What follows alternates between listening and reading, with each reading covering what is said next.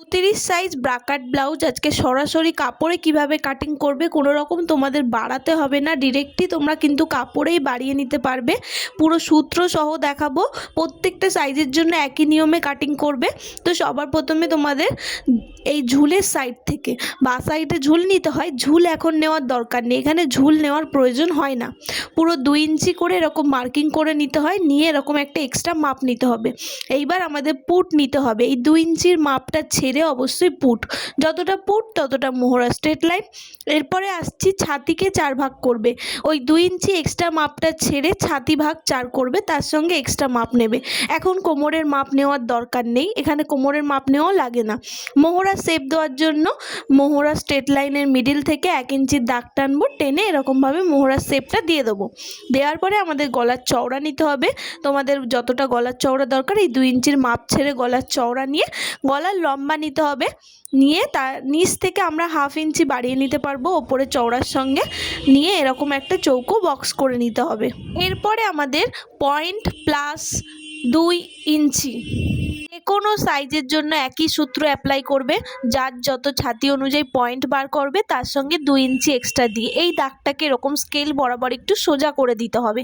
এখানে আমাদের এই 2 ইঞ্চির মাপটা থেকেই আমাদের খাপের মাপ নিতে হবে। খাপের সূত্র দেখো আমি ওপরে লিখে দিয়েছি, এই সূত্র অ্যাপ্লাই করে প্রত্যেকটা সাইজের জন্য খাপের মাপ তোমরা বার করবে। এইবার এই খাপের মিডিল বার করে নিতে হবে, পুরো 2 ইঞ্চির মাপটা থেকে নেবে, কেউ কিন্তু 2 ইঞ্চি ছেড়ে খাপের মাপ নেবে না। এইরকমভাবে ইঞ্চি টেপটাকে মিডিল বরাবর ভাঁজ করে নিলেও কিন্তু তোমাদের মিডিলটা বার হয়ে যাবে। এরপরে আমাদের এই যে হাতের বাঁ সাইড থেকে 1 ইঞ্চি 2 সুত ওপরে একটা দাগ টানতে হবে, এটা যে কোনো সাইজের জন্য কিন্তু আমি বলছি। আর ডান দিক থেকে খাপের এই যে খাপ নিয়েছিলাম 7 ইঞ্চির, ওখান থেকে 1 ইঞ্চি 2 সুত ওপরে একটা দাগ টানবো। এই দুটোকে পরে মেলাচ্ছি, তার আগে গলার লম্বার নিচ থেকে 1 ইঞ্চি ওপরে একটা দাগ টানবো, মোহরার দিক থেকে 2.5 ইঞ্চির একটা দাগ টানবো, টেনে এই 3টে দাগকে আমাদের আলতো হাতে ডট ডট ডট ডট করে মেলাতে হবে। নতুন অনলাইন ক্লাস শুরু হচ্ছে, ব্লাউজ কোর্স, বেসিক কোর্স। তোমরা যারা ভর্তি হতে চাও স্ক্রিনে দেওয়া নাম্বারে যোগাযোগ করে নিও। তো এইটা আমি মিলিয়ে দিয়েছি, খাপটা দেখতে পাচ্ছ ব্রাকাটের শেপ এসছে। এইবার স্কেল দিয়ে আমাদের এই 1 ইঞ্চি 2 সুত ওপরে যে দাগটা টেনেছিলাম ওটাকে মিডিলের সঙ্গে স্কেল বরাবর মিলিয়ে দিতে হবে।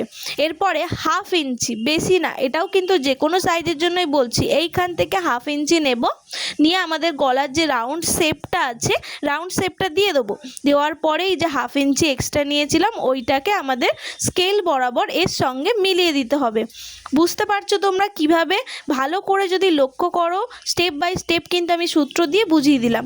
এবার আমাদের কি করতে হবে, 4 ইঞ্চি নিচের খাপটার জন্য ওই দাগটা থেকে 4 ইঞ্চি লম্বায়, এদিকেও 4 ইঞ্চি এদিকেও 4 ইঞ্চি, ঠিক আছে? যে কোনো সাইজের জন্যই বলছি 4 ইঞ্চি 4 ইঞ্চি করব। আর এই যে খাপ নিয়েছিলাম, যে যার খাপের মাপ ছাতি অনুযায়ী ভাগ করে বার করতে হয়, ওই খাপের মাপটাও নিচে নিতে হবে, নিয়ে এই দাগগুলোকে স্কেল বরাবর মিলিয়ে দিতে হবে, একটা চৌকো বক্স হয়ে গেল। এরপরে আমাদের কি করতে হবে, এই যে ওপরে আমরা দেখো 1 ইঞ্চি 2 সুত নিয়েছিলাম, সেমভাবে কিন্তু নিচেও এই যে ওপরের 1 ইঞ্চি 2 সুত, এবার নিচেও 1 ইঞ্চি 2 সুতে এরকমভাবে দাগ টানতে হবে। তো এদিকেও 1 ইঞ্চি 2 সুত করবো, যেরকমভাবে ওপরে করেছি সেমভাবে নিচেও 1 ইঞ্চি 2 সুত। এগুলো কিন্তু প্রত্যেকটা সাইজের জন্য আমি বলছি। এরপরে ওপরে যেরকম স্কেল বরাবর দাগ টেনেছি সেমভাবে নিচেও কিন্তু স্কেল বরাবর দাগ টেনে দিতে হবে। বাঁদিকের নিচ থেকে এখান থেকে 1/2 ইঞ্চি ওপরে একটা দাগ টানবো এবং এইটাকে এরকমভাবে বেল্টের শেপের মতন মিশিয়ে দিতে হবে, তাহলে কিন্তু আমাদের নিচের পার্টটা পুরো কমপ্লিট হয়ে যাবে। এরপরে আসছে বেল্টের জন্য। বেল্টের জন্য এইখান থেকে ভালো করে দেখো কোন দাগ থেকে বলছি, ওই দাগ থেকে 4 ইঞ্চি নিচে দাগ টানবো, ঠিক আছে? এবার চওড়ায় কতটা নেব, চওড়ায় নেব তোমাদের কোমরকে 4 ভাগ করবে, তার সঙ্গে যতটা তোমরা এক্সট্রা নিতে চেয়েছিলে সেই এক্সট্রার মাপটা নেবে, নিয়ে ওপরেও সেমভাবে কোমর ভাগ 4, তার সঙ্গে এক্সট্রা যতটা নিয়ে ওই দাগগুলোকে স্কেল বরাবর মিলিয়ে দেবো। এই যে ওপরের সঙ্গে মিলিয়ে দিলাম, তাহলে কিন্তু আমাদের বেল্টের পার্টটাও কমপ্লিট হয়ে গেল। এটা বেল্ট, কিন্তু বেল্টটাও তৈরি হয়ে গেল। তো এই জায়গাগুলো দেখো ভালো করে, এগুলো স্কেল দিয়ে যেহেতু মিলিয়েছি ভালোই কিন্তু এখানে ছুচালো হয়েছে। এই জায়গাগুলো তোমাদের আলতো 2 সুত, বেশি না 2 সুত ওপরে করে এগুলোকে রাউন্ড শেপ করতে হবে। তো খাপের ওপর পার্টটা, নিচের পার্টটা এবং বেল্ট, এই তিনটে কিন্তু আমাদের রেডি হয়ে গেল। লাস্ট আসছে এস পার্ট। এস পার্টটা কীভাবে করব? তো এস পার্টটার এই জায়গাটা আমাদের এখান থেকে এতটা মাপতে হবে। তো সবার প্রথমে এখান থেকে এতটা মেপে নিই। ঠিক যতটা হবে তার সঙ্গে তোমরা 1/2 ইঞ্চি কমিয়ে দেবে। তো আমার এসছে 5.5 ইঞ্চি, তার সঙ্গে আমি 1/2 ইঞ্চি কমিয়ে দিলাম, ঠিক আছে।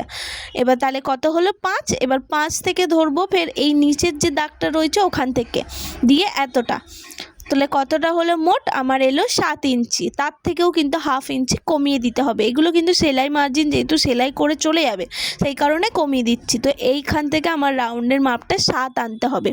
ভালো করে দেখো আমি কোথায় মাপছি।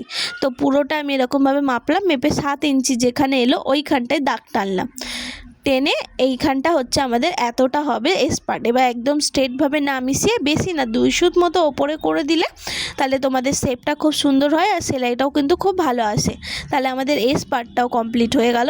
প্রত্যেকটা পার্ট আমি স্টেপ বাই স্টেপ দেখিয়ে দিলাম। আবার এই জায়গাটা থেকে আমি একটু রাউন্ড শেপ করে দিয়েছি, যেহেতু এটা রাউন্ড গলা রয়েছে সেই কারণে। তো পুরো ভিডিওটা যদি ভালো লাগে লাইক কমেন্ট শেয়ার করবেন, চ্যানেলে নতুন হলে চ্যানেলটাকে ফলো করে দেবেন।